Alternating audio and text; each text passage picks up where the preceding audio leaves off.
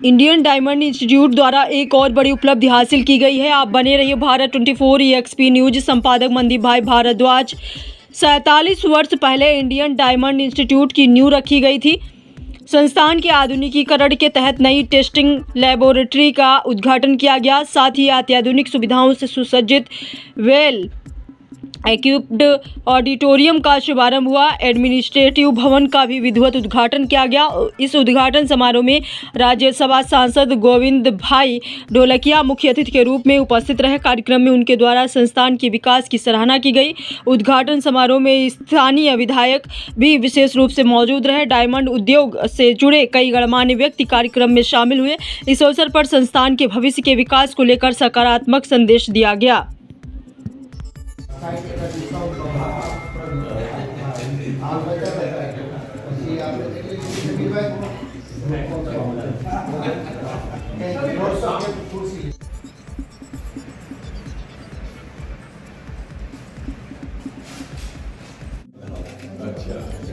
Specific gravity ને બધું એનાથી થઈ જાય એનું ટેસ્ટિંગ લેબોરેટરી રોડ માટે મોઝરાઇટનું ટેસ્ટિંગ કરવું પડે અને હવે મોઝરાઇટ ખરેખર ડાયમંડ નથી એટલે આપણે એની સર્ટિફિકેશન એનું પણ ચાલુ કર્યું।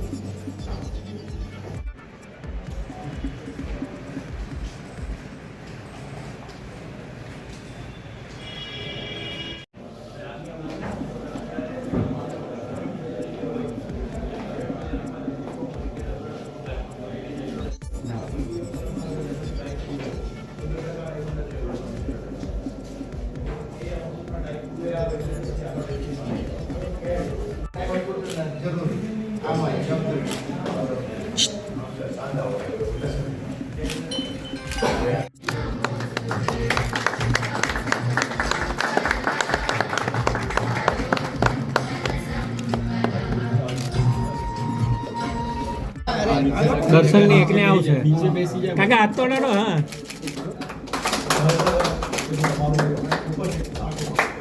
દર્શન ની એકને આવી જાય બહુ છે।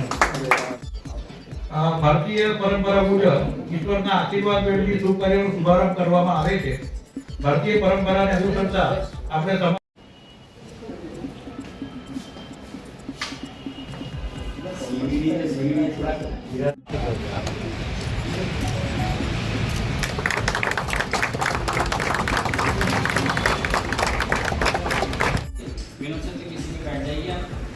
पास थोड़ा पास पास पास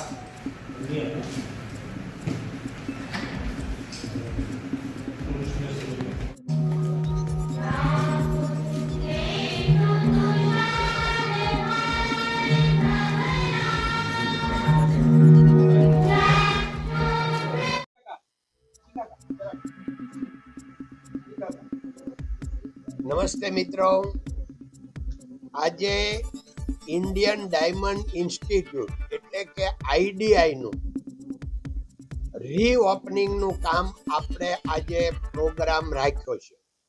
આ ઇન્ડિયન ડાયમંડ ઇન્સ્ટિટ્યૂટ 47 વર્ષ પહેલા 1978માં પાયો નખાયો।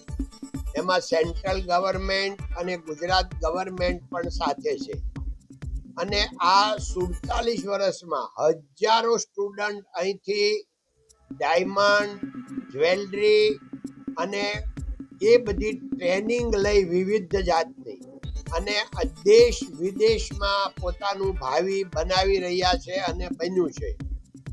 એ સમયે આ ઐતિહાસિક સંસ્થા ઇન્ડિયન ડાયમંડ ઇન્સ્ટિટ્યૂટમાં અત્યારે દિનેશભાઈ નાવડિયા જે ચેરમેન તરીકે નવનિયુક્ત થયા અને એણે બહુ મહેનત કરી બધા જૂના ડાયમંડ વાળાને યાદ કરાવ્યું, ડોનેશન લઈ અને આખું ફરીથી આનું રિનોવેશન કરાવ્યું। આજે અમે આ બધું જોઈને ખૂબ પ્રભાવિત થયા, આનંદિત થયા અને હવે આ જ્યારે રિનોવેશન થયું છે અને નવી દુનિયા આજની સાથે ટ્રેનિંગ સેન્ટર ચાલુ થયું છે તો હવે દેશભરમાંથી ને વિદેશથી પણ અહીંયા સ્ટુડન્ટ આવે છે અને એનું ભાવિ બનાવશે અને બની રહ્યું છે। એ બદલ ખૂબ બધાને અભિનંદન, ધન્યવાદ। જય હિન્દ, જય ભારત, નમસ્તે।